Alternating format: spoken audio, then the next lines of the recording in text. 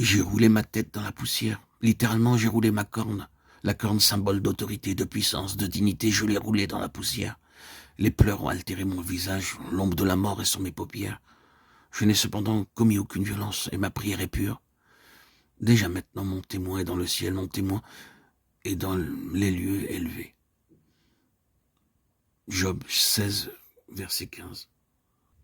Job garde cette constante assurance que Dieu connaît l'intégrité de sa vie et qu'il le justifiera. C'est cette assurance qui provoque l'indignation des amis de Job. Et cependant, que pouvait-il dire d'autre que la vérité? Job se détourne maintenant de ses amis après tout, qu'importe ce qu'ils pensent. Son esprit est épuisé, ses jours s'éteignent. Le sépulcre l'attend. Quelle folie que de continuer à discuter avec eux. Il doit regarder à Dieu comme à la cause première. C'est lui qui a fermé leur cœur à l'intelligence. D'ailleurs, il a la certitude que Dieu ne les laissera pas triompher dans leur injuste condamnation. Mieux vaut encore qu'ils aient dit ce qu'ils pensaient que d'avoir usé de flatterie. C'est Dieu qui a permis qu'un homme marchant avec lui soit devenu l'objet du mépris. Les hommes droits en sont stupéfaits. Cependant, le juste demeure ferme dans sa voie. Même si le corps s'affaiblit, celui qui a les mains pures se fortifie de plus en plus. Quant à vous, mes amis, je ne trouve pas un sage parmi vous. Mes jours s'éteignent, mes projets sont anéantis. Tout ce que mon cœur aimait, plus rien devant moi que la tombe. C'est dans les ténèbres que je dresserai ma couche. Je crie à la fosse, tu es mon père. Et au vert, vous êtes ma mère et ma sœur. Mon espérance descendra vers la porte du séjour des morts, quand nous irons ensemble reposer dans la poussière. Peu à peu, Job cesse de se débattre pour désirer le repos. Aussi longtemps que nous débattons dans l'affliction, nous la prolongeons.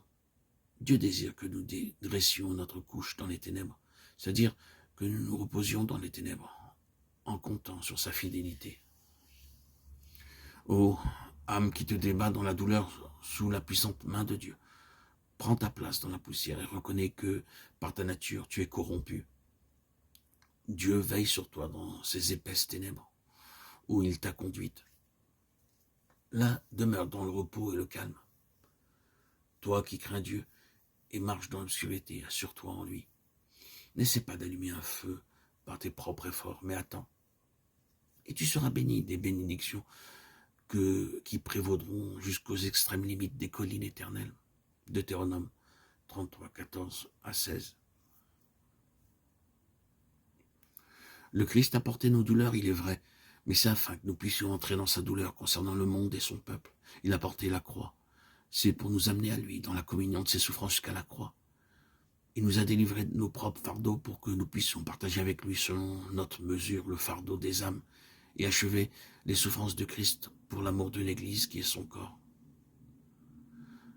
Or, pour ce service, il faut que nous soyons comme broyés, comme brisés, pour être débarrassés de notre dureté naturelle. Autrement, comment pourrions-nous travailler à relever, à fortifier ceux avec qui nous sommes en contact? Aucun serviteur de Dieu, s'il est fidèle, n'a encore échappé à cet aspect spécial de la fournaise ardente. Tout le long du jour, il torde mes paroles, dit David, le chantre merveilleux du peuple d'Israël, et c'est ainsi que nous apprenons ce qu'est la communion avec Christ. L'homme de douleur. C'est de la sorte que nous sommes conduits en la ressemblance de l'agneau.